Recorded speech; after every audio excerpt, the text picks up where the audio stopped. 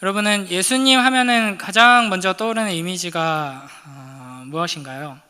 보통은 예수님 온유하신 분, 인자하신 미소, 두 팔을 벌려 우리를 또 안아주시는 분, 이런 이미지들을 주로 생각하게 되죠. 또 예수님은 어린 양이시죠. 그래서 우리를 위해 죽으신 어린 양, 그 채찍질에도 저항하지 않으시고 그 모든 고통을 다 받아내신 예수님. 그런데 오늘 우리가 읽은 이 본문에서 예수님은 전혀 다른 모습을 보여주십니다. 그러니까 보통 복음서에서 등장하는 그 예수님의 그 이미지들이 좀 이렇게 오해하는 사람들은 유약하다 이렇게 느껴질 수 있는데, 여기서는 조금 사이다 같은 장면이 등장합니다. 예전에 제가 좀 신앙이 어린 중고등부 아이들하고 같이 성경 공부를 진행하면서 그 비주얼 바이블이라는 걸 이용해서 했었습니다. 그러니까 일종의 성경 영화 같은 건데요. 그러니까 요한복음, 사도행전 여러 가지 버전이 있었던 것 같은데, 예를 들면은 그러니까 오디오 성경이랑 똑같습니다. 그래서 성경을 그대로 읽어주는데 영상으로는 그 내용들을 영상으로 이렇게 표현을 하는 거죠. 그래서 유대인의 유월절이 가까운지라 예수께서 예루살렘으로 올라가셨더니, 이게 자막과 성우의 목소리로 나오면서 그런 유월절의 풍경들, 예수님과 제자들이 예루살렘으로 올라가는 그런 장면들이 영화적으로 이렇게 표현이 된 거죠. 오늘 보통 성전을 깨끗게 하시다, 성전 청결, 이런 주제를 가진 오늘의 본문을 성경으로 먼저 같이 읽고 비주얼 바이블을 딱 틀어가지고 같이 영상을 봤습니다. 그런데 아이들은 성경을 제대로 배워본 적이 없는 주로 그런 아이들이었는데, 그 영상을 보고는 애들이 신선한 충격을 받았다고 하더라고요. 그러니까 예수님이 채찍을 만들어가지고 막 휘두르고 막 상을 뒤집어 엎고 막 쫓아내고 이렇게 하니까 애들이 그 영상을 보고, 와, 이게 읽을 때는 몰랐는데 그냥 읽을 때는 이미지 이런 거 생각 안 하고 그냥 읽는 거죠. 근데 영상을 딱 보니까, 와, 예수님 깡패인 줄, 용역업체인 줄 막 이러고, 또 완전 믿음이 어린 애는 예수님 착한 편 아니었어요? 막 이러면서 뭔가 용역업체가 노점상들 이렇게 쫓아내고 하는 그런 이미지처럼 아주 무시무시하게 보였던 것 같습니다. 그러니까 예수님께서 실제로 이 장면에서 어떤 감정이셨고 어떤 표정이셨는지 그런 건 설명되어 있지 않지만 우리가 추측할 수 있죠. 설마 이렇게 성전에 있는 사람들 내쫓으시고 막 돈을 쏟고 상을 엎으시고 하는데 되게 인자한 미소로 온유하게 이것 좀 쏟을게 하면서 이렇게 살짝 쏟고 이러지는 않으셨겠죠. 채찍을 휘두르시고 힘을 써서 뒤집어 엎으시고 진노하신 겁니다. 근데 주님께서 왜 이렇게 하신 걸까? 그러니까 주님께서 이 성전에 들어가셨을 때 이 병행 본문들을 보면 정확하게는 성전 안에 있는 이방인의 뜰에 들어가셨을 때 거기에 소와 양과 비둘기 파는 사람들, 돈 바꾸는 사람들이 앉아 있었던 것이죠. 그러니까 이 때가 유월절인데, 당시 학자들의 추측으로는 예루살렘 인구가 한 10만 정도였고, 유월절 명절이 되면 한 50만에서 100만, 또 많게는 한 200만까지 사람들이 몰렸다, 이렇게 이야기를 합니다. 그러니까 그렇다면 이날 성전은 하나님 앞에 선 자들이 가지는 어떤 그런 경외감과 또 기쁨과 또 이런 거룩한 그런 감정들로 충만한 분위기가 아니라 장사를 하는 사람들로 가득한 돛대기 시장이라고 하죠. 그런 분위기였을 것입니다. 그러니까 예수님께서 감히 성전에서, 다른 데도 아니고 감히 성전에서 장사를 한단 말인가 하는 것 때문에 단순히 화나신 걸까? 그러니까 우리는 유교에 기반한 문화를 가지고 있고, 그래서 중학교 때 아마 그런 걸 배우죠. 산업공상 이런 걸 배우죠. 그러니까 이제 성전에서 공부하는 거 그거는 뭐 좀 할 수 있을 것 같고, 이제 농사, 성전에서 제사장들이 구석에다가 텃밭 만들어 놓고 농사 지으면 예수님이 잘 컸네 뭐 이렇게 하셨을 것 같고, 근데 이제 장사라고 하니까 뭔가 되게 천박하고 이런 행위를 성전에서 하니까 예수님이 화내셨나 뭐 이렇게 생각할 수도 있습니다.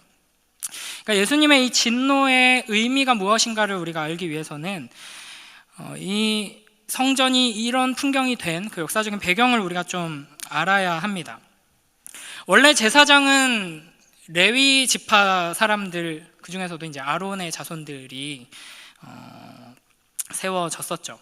그런데 이스라엘이 오랜 세월 포로 생활을 하고 이제 나면서 이 아론 자손의 제사장 명맥이 다 끊어져 버립니다. 그러다가 주전 166년에 이제 마카비 전쟁을 통해서 이제 수리아 안티오커스 에피파네스를 물리칩니다. 그래서 한 100년 동안 이제 독립을 이루거든요. 계속 이제 식민지 상태에 있다가, 그래서 이게 이제 유대인들이 우리의 크리스마스쯤 해서 이제 가장 큰 명절로 이제 기념하는 하누카라는 그 명절이 이 독립을 기념하는 명절이거든요. 이때 이스라엘을 다스렸던 왕가가 하스모니안 왕가인데 이 왕가 사람들이 아론의 자손들이었습니다. 그러니까 아론의 직계 자손들이 이제 왕이 되어서 이스라엘을 통치했던 것이죠. 100년 동안. 이제 그러다가 주전 63년에 이제 폼페이우스 장군이 공격하면서 이제 로마의 속국이 되어 버립니다. 그 이후에도 이 하스모니안 왕가 그러니까 조금 미미하게 존재는 했었는데, 주전 37년 에돔 자손인 헤롯, 예수님을 죽이려고 했던 헤롯이죠. 이 헤롯이 이제 로마를 등에 업고 자기 왕조를 세우려고 예루살렘을 침공하면서 이 왕조인 이 아론의 자손들을 다 몰살시켜 버립니다. 그러니까 이제는 더 이상 뭐 아론의 하나님의 그 뜻에 따라서 아론의 자손들을 제사장으로 세우려고 해도 이제 없는 거죠. 그래서 이 무렵부터는 이제 로마 총독이나 또 주권자들이나 이제 마음에 드는 사람을 유대인 중에서 아무나 대제사장으로 임명하게 됩니다.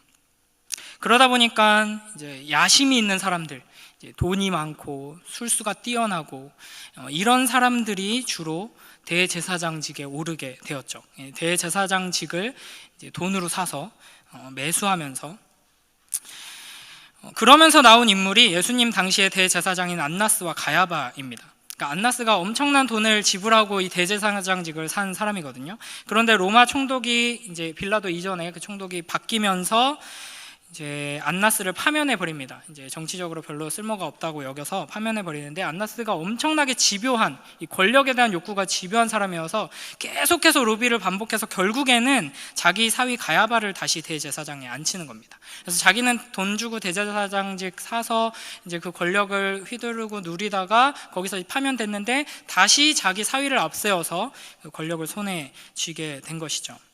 그러니까 이런 상황 속에서 대제사장이나 제사장들이 이제 무슨 경건이 있고 이제 뭐 하나님을 두려워하거나 하겠습니까?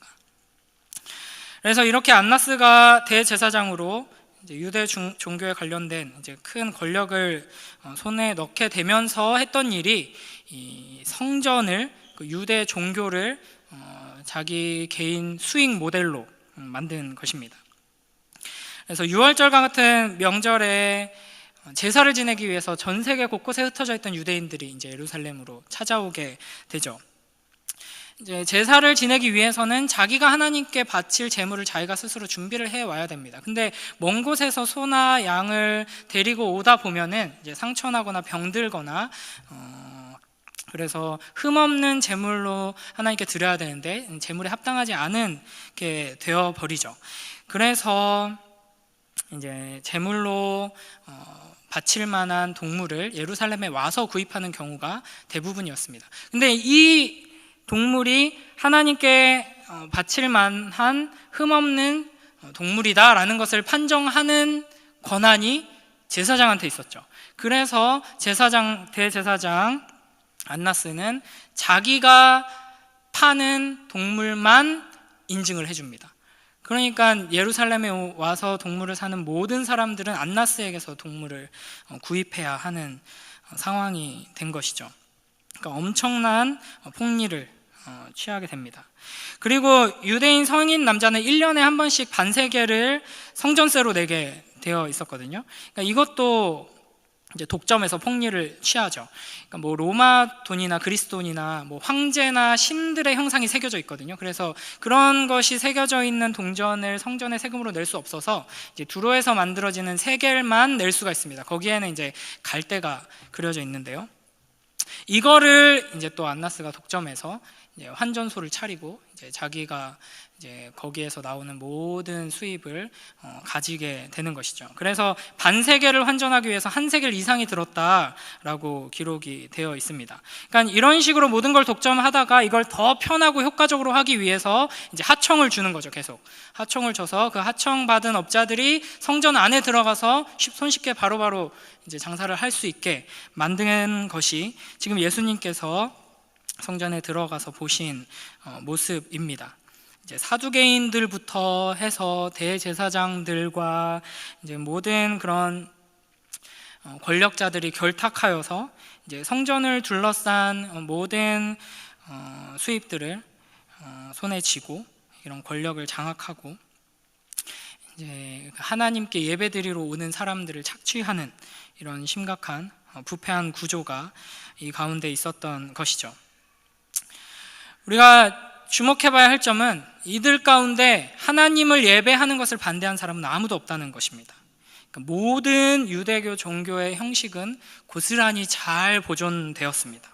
경건의 모양은 여전히 남아 있었죠.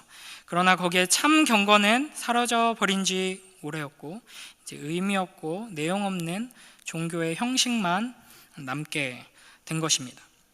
이 제사장들의 관심사는 오직 돈뿐이었습니다.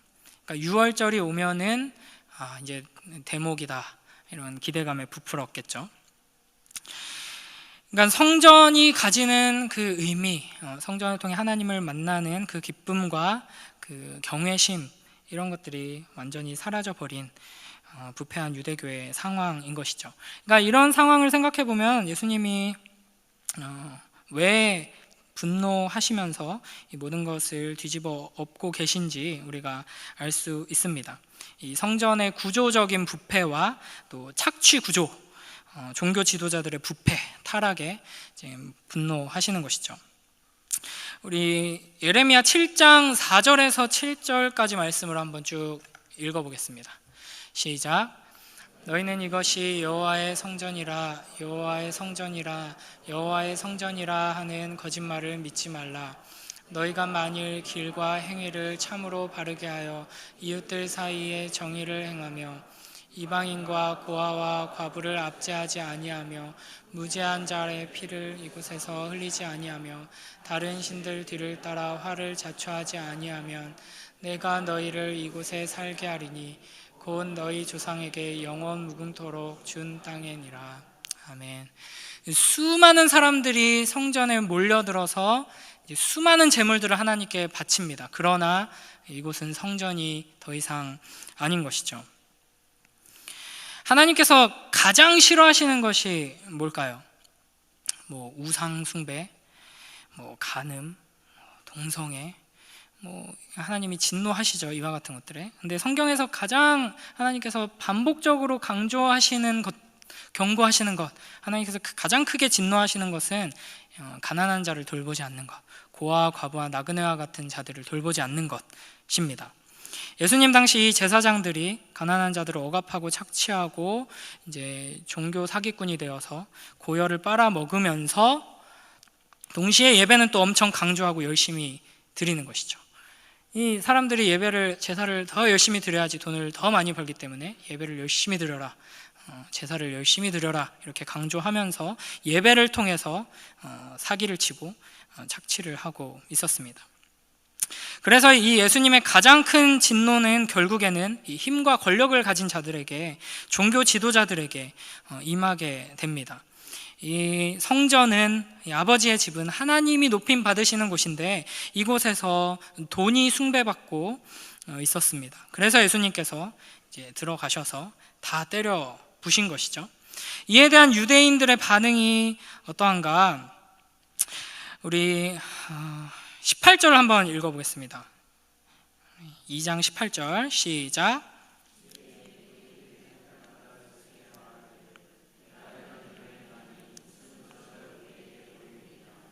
아멘. 예수님께서 이와 같은 일을 행하시니까 유대인들이 뭐라 그러냐면 네가 뭔데 지금 이런 일을 하느냐, 네가 이런 일을 할 자격이 있는 자라는 표적을 우리에게 보여달라, 이렇게 요구를 합니다. 그런데 사실 예수님은 이미 표적을 보이셨습니다. 이 앞에 첫 번째 표적인 물로 포도주를 만드신 표적도 있지만, 사실은 자세히 살펴보면 예수님께서 행하신 이 행동 자체가 아주 중요한 표적입니다. 우리가 한번 잘 생각해 볼까요? 한 청년이 성전에 들어와서 성전을 뒤집어 엎었습니다. 이게 가능한 일일까요? 그러니까 예를 들어서 이제 한 2만 명, 3만 명 되는 이제 큰 교회가 있다고 해봅시다. 그런데 그런 교회가 많이 없겠지만 아주 심각한 범죄를 아주 집단적으로 저지르고 잘못된 결정들을 하면서 이제 심각하게 부패로 나아가고 있는 이제 교회가 있다고 해봅시다. 종종 우리가 그런 이야기들을 듣죠. 그래서 너무나도 안타깝고 괴로워하는 사람들이 있었는데, 그러다가 이제 공동의회를 막 이렇게 하고 있는데 한 젊은 집사님이, 30대 이제 집사님이 벌떡 일어나더니 이거는 도저히 말도 안 됩니다 하면서 막 소리를 지릅니다. 그래서 그 회의를 다 뒤집어 엎고 그 교회의 모든 것들을 다 뒤집어 엎고, 이게 가능할까요? 그러니까 실제로 막 이런 기사들을 보고 영상들을 제가 몇 개 본 적이 있는데, 모 교회에서 막 이런 무슨 잘못된 결정들을 막 날림으로 하려고 할 때 거기에 이제 젊은 분들이 몇 분이 이건 무효다 막 이렇게 외치니까 질질 끌려 나갑니다. 외치는 순간 질질 끌려 나가고, 좀 안타깝지만 어떤 곳에서는 거의 사지가 들린 채로, 입이 틀어 막힌 채로 한마디도 못하게 입을 틀어 막고 이렇게 끌고 나가서 이제 계단 밑으로 집어 던지고, 이제 아마 그런 교회들은 일부러 이제 다양한 분야의 장로님들을 많이 뽑나 봐요. 막 이렇게 재정을 잘 감당하실 장로님뿐 아니라 이제 불량배들에게 위협을 줄 수 있는 그런, 그래서 아주 덩치가 큰 장로님이라고 하는 분이 막 그렇게 행패를 부리는 사람을 쫓아내면서 영화에서나 볼 법한 쌍욕을 하면서 다시는 얼씬거리지 못하게 이제 위협을 하는 그런 장면도 볼 수가 있습니다. 그러니까 이제 예수님이 지금 어떻게 하셨나, 이제 부패한 종교 장사꾼들을 향해서 진노하시며 그들을 내쫓으시고 상을 엎으셨습니다. 그러니까 이것 자체가 기적이고 표적이죠. 나사렛 출신의 한 유대인 청년이 혼자서 예루살렘 성전에서 이런 일을 한다고 할 때, 이것이 어떻게 아무런 제지도 당하지 않고 또 이 소동에 대한 처벌도 받지 않을 수 있을까? 그러니까 이것 자체가, 주님께서 이 일을 제지받지도 않으시고 처벌받지도 않으시고 행하셨다 하는 것 자체가 엄청난 표적입니다. 예수님이 엄청나게 덩치가 크고 험악하고 막 이렇게 얼굴에 막 흉측한 흉터가 있고 막 인상을 쓰면 사람들이 벌벌 떨만한 그런 몰골을 가지고 있어서 이게 가능한 것인가? 그게 아니죠. 예수님의 엄청난 권위 때문에 가능했던 일입니다. 그러니까 예를 들면 이런 거죠. 어떤 한 젊은 남자가 이제 삼성전자 본사 4층과 5층을 완전히 뒤집어 놨습니다. 그러니까 제가 삼성전자 본사 4층, 5층에 뭐가 있는지 모르지만 예를 들어서 이제 홍보팀과 이제 전략기획팀이 이제 4층과 5층에 있는데, 한 젊은 남자가 들어와가지고 4층과 5층을 다 뒤집어 놨습니다. 다 나가 이러고 막 다 때려 부시고. 누굴까요? 삼성전자 회장님이겠죠. 그러니까 이게 예수님께서 한 청년인데 채찍을 만들어서 호통치며 화내고 쫓아내는데 사람들도 두려워하고 짐승들도 무서워했다. 예수님이 누구라는 거죠? 이 성전의 주인이라는 겁니다. 예수님께서 성전의 주인이시기 때문에 그들은 예수 그리스도의 그 말과 행동에서, 그분의 존재에서 권위와 위엄을 느낀 것이죠. 그분의 호통 앞에서 두려움을 느낀 것입니다.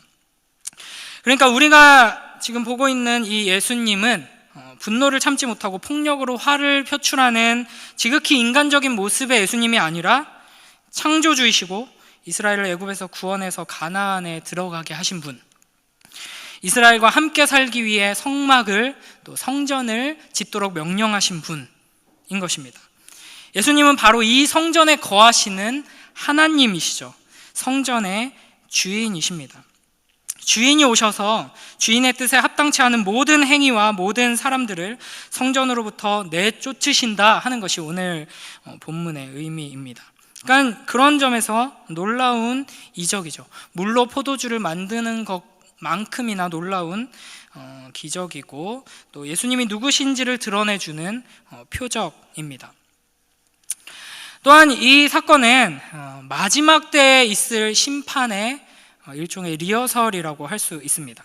주님께서 재림하실 때 그때는 심판의 주님으로 오시죠. 주님께서 행하시는 심판은 어디에서부터 시작될까요? 가장 흉악한 범죄자들로부터 시작될까요?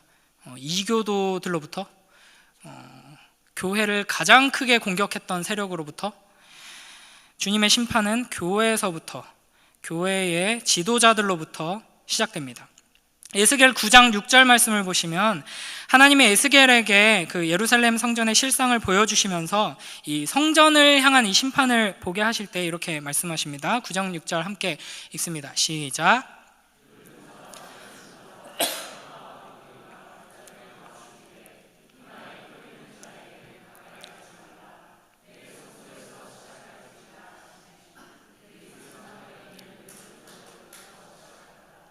아멘.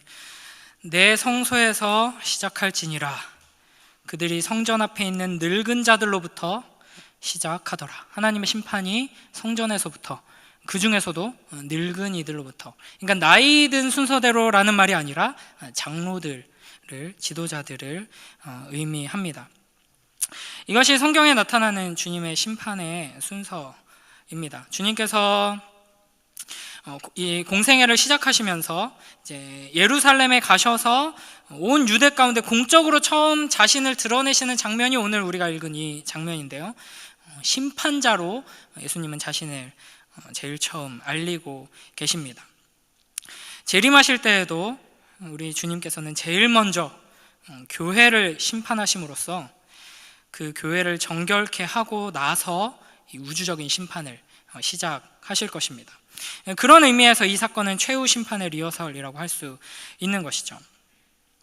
그러니까 주님께서 성전에서 일으키신 이 소동은 결국 이런 신앙의 형식화와 성전의 남용에 대한 하나님의 심판인 것이고, 최후의 또 하나님의 심판이 어떠할 것인가를 보여주는 그런 장면이라고 할 수 있습니다. 우리는 우리 주변에 이제 부패한 교회들, 타락한 종교인들을 많이 볼 수 있습니다.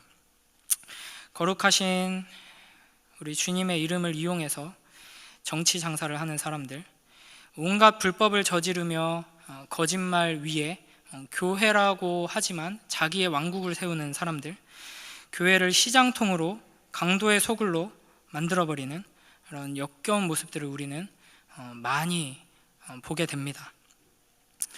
도대체 어떻게 목사라고 하면서 저렇게 계속해서 거짓말을 하고 저렇게 대놓고 뻔뻔하게 불법을 저지르고 어떻게 저런 말들을 할까? 이해가 안 되는 사람들이 많죠.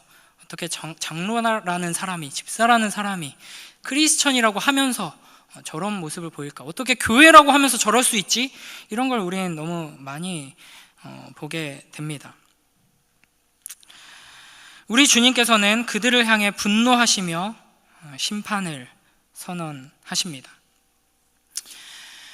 이제 여기까지만 얘기를 하면 우리 마음 가운데 이제 거룩한 분노가 막 이렇게 끓어오르기 시작할 겁니다. 이제 그런 부패한 교회들을 향하여서 하나님이 얼마나 분노하시나 생각하면서 어떻게 저럴 수 있나. 사실 그런 거 뭐 뉴스를 한번 찾아보기 시작하면은 끝도 없이 줄줄이 소세지로 계속 나오거든요. 안 보는 게 사실은 정신 건강에 좋습니다. 그냥 우리 교회 너무 귀하다, 좋다, 뭐 감사만 하고 그런 소식은 그냥 최대한 안 듣는 게 좋지만 뭐 들려오는 걸 어쩌겠습니까? 그러나 이제 이 지점에서 우리가 집중해야 할 것은 이 주변에 너무 썩어빠진 교회들, 썩어빠진 종교인들 많다. 같이 분노하면서 예수님 분노하시니까 우리도 채찍 만들어가지고 막 휘두르면서 막 악플 달고 막 가서 욕하고 이렇게 하라는 것이 아니죠. 우리는 심판의 주님의 이 진노와 경고 앞에서 부패한 자들을 향해서 손가락질하고 함께 진노하기에 앞서서 두려운 마음으로 먼저 스스로를 돌아봐야 할 것입니다. 그러니까 우리도 이 예루살렘에서 아무런 문제의식 없이 짐승을 사서 제사 드리던 영적으로 둔감한 사람들처럼 그렇게 생각할 수 있습니다. 우리 그래도 지금 예배 잘 드리고 있잖아, 이렇게 생각하면서 그 부패한 구조 한가운데 포함되어서 하나님의 심판의 대상이 될 수 있는 것이죠. 예수님께서 친히 채찍을 만들어서 휘두르시고 뒤집어 엎으시는 그 성전은 뉴스에 나오는 그런 어떤 교회들, 어떠한 사람들만이 아닙니다.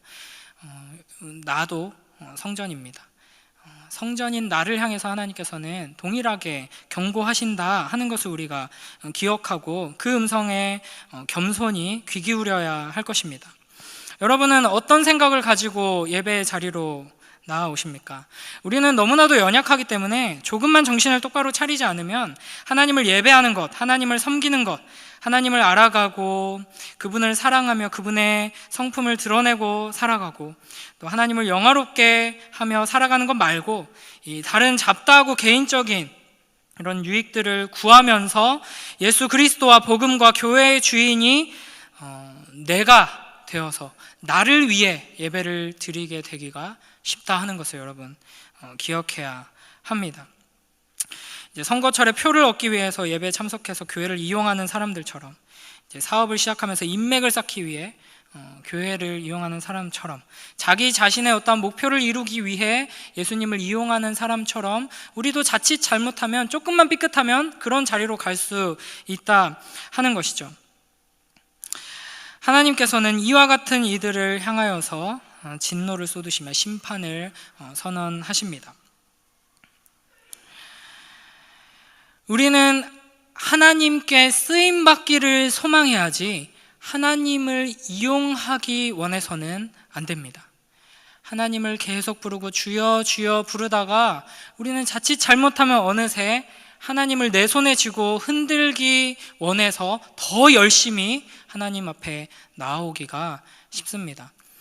하나님을 이용하고 하나님을 이 제사장들이 이 부패한 유대 지도자들이 했던 것과 같이 교회를, 복음을, 예수 그리스도를 나의 유익을 위해 이용하는 것이 아니라 하나님께서 나를 들어 쓰시기를 간절히 소원하며 주님께서 나의 주인 되신다, 주님께서 나를 성전 삼으시고 이곳에 임하셔서 나와 함께 하길 원하신다, 나를 사용하기 원하신다 하는 것을 기억하며 주님께서 우리 안에 오셔서 이 채찍을 휘두르시며 심판을 선언하시기 전에 주님을 예배하고 주님만 예배하며 그분의 통치와 다스리심을 받는, 그분의 말씀에 순종하는 우리가 되길 주님의 이름으로 축원합니다.